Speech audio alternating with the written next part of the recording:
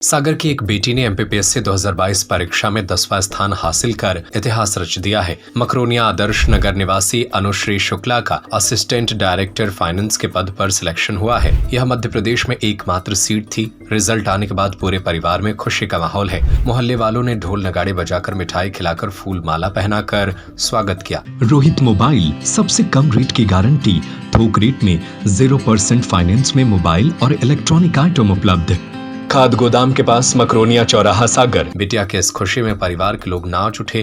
परिवार का यह दुलार देखकर अनुश्री अपनी खुशी के आंसू नहीं रोक पाई। अनुश्री शुक्ला अपनी बहन से मोटिवेट होकर स्कूल के समय से ही सिविल सर्विस में जाने का रुझान बना लिया था। इसके बाद जैसे ही ग्रेजुएशन हुई तो फिर अपने सपनों को साकार करने में जुट गई। पहली बार 2019 में एमपीपीएससी की परीक्षा दी थी। इसके बाद 2021, 2022, 2023 में भी उन्होंने प्रयास किया। चारों प्रयासों में हर बार प्रीलिम्स और मेंस में सफलता पाई, लेकिन कभी परिणाम रुक गया तो कभी फाइनल सिलेक्शन नहीं हो पाया। लेकिन 2022 एमपीपीएससी में न सिर्फ उन्होंने इसे क्रैक किया बल्कि मध्य प्रदेश की एकमात्र असिस्टेंट डायरेक्टर फाइनेंस के पद को भी प्राप्त किया। इसके अलावा डिप्टी कलेक्टर के पद पर प्रतीक्षा सूची में 2 नंबर पर हैं। अनुश्री शुक्ला ने बताया कि उन्होंने 2 साल दिल्ली में रहकर पहले आईएएस की तैयारी की। इसके बाद इंदौर आ गई थी, जहां पर सेल्फ स्टडी की, लेकिन टेस्ट सीरीज कोचिंग से लगातार करती रही। वे रोजाना कम से कम 12 घंटे पढ़ाई करती थी। उन्होंने बताया कि अगर कोई भी छात्र तैयारी करना चाहता है तो अपने शॉर्ट नोट्स बनाए। खूब राइटिंग की, लेकिन हर क्वेश्चन के आंसर में निष्कर्ष जरूर लिखती थी। उन्होंने बताया कि अखबार का भी इसमें बहुत महत्व होता है, इसलिए न्यूज़पेपर पढ़ना चाहिए।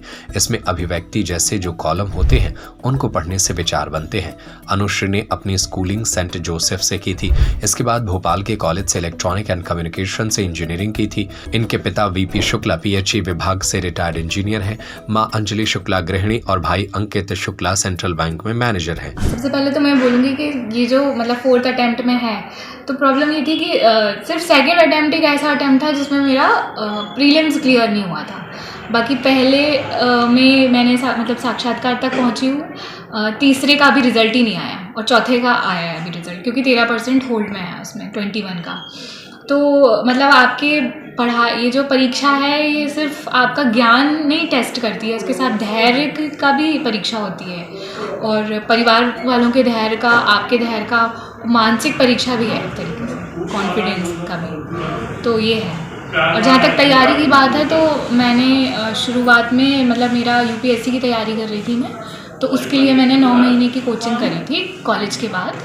और फिर उसके बाद मतलब फिर एमपीपीएससी का, क्योंकि मेरी दीदी तैयारी कर रही थी तो उन्होंने ही गाइड किया, तो एमपी का मतलब उन्होंने ही पढ़ाया मुझे बैठा के, तो वो पूरा मैंने किया। फिर उसके बाद इंदौर में रह के टेस्ट सीरीज़ ज्वाइन करी है, तो लगातार टेस्ट सीरीज़ देती रही हूँ मैं प्रैक्टिस के लिए और तैयारी खुद से करती थी।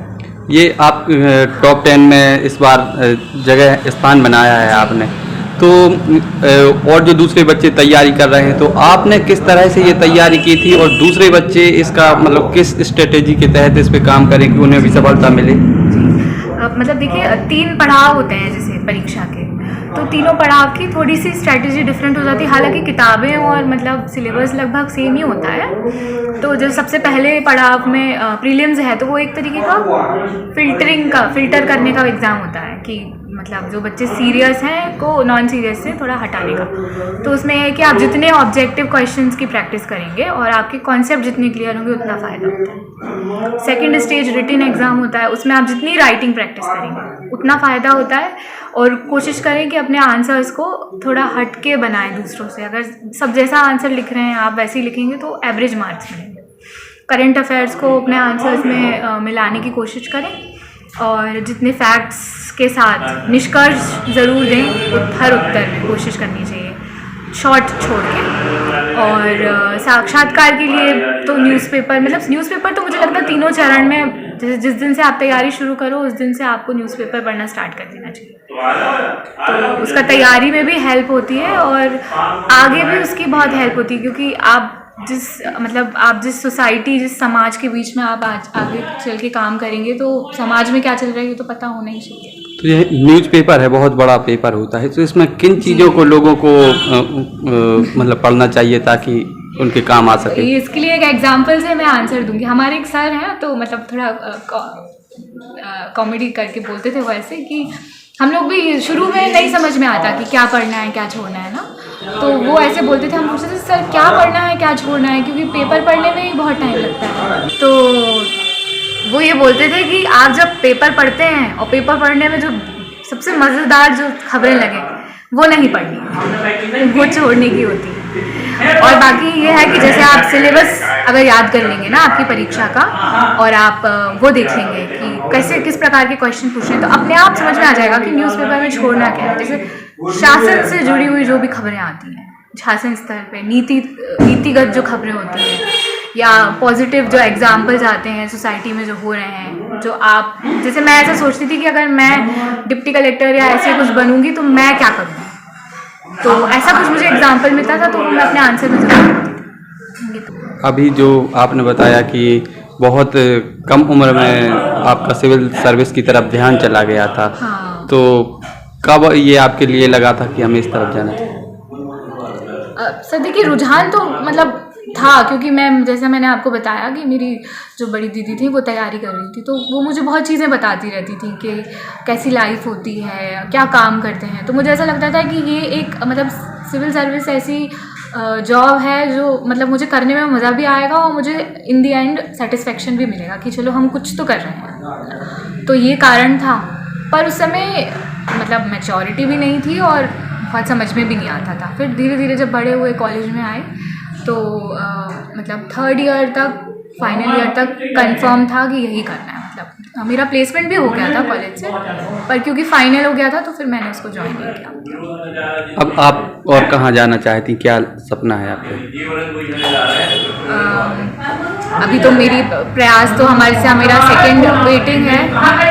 पॉज कर सकते हैं क्या बात कर रहे हैं जी। तो थर्ड ईयर में 7th सेमेस्टर में प्लेसमेंट हो गया था मेरा, तो उस समय चर्चा चल रही थी घर में कि ज्वाइन करना है कि नहीं, तो तब मेरा फाइनल था कि मुझे जाना है, सिविल सर्विसेज ही करनी है। तो हालांकि मेरे पेरेंट्स का मत था कि आप 1 साल नौकरी करें आईटी में, उसके बाद आप मतलब सेफ थोड़ा रहेगा, पर मेरा था कि जब यहीं जाना है तो फिर 1 साल भी क्यों वेस्ट करना।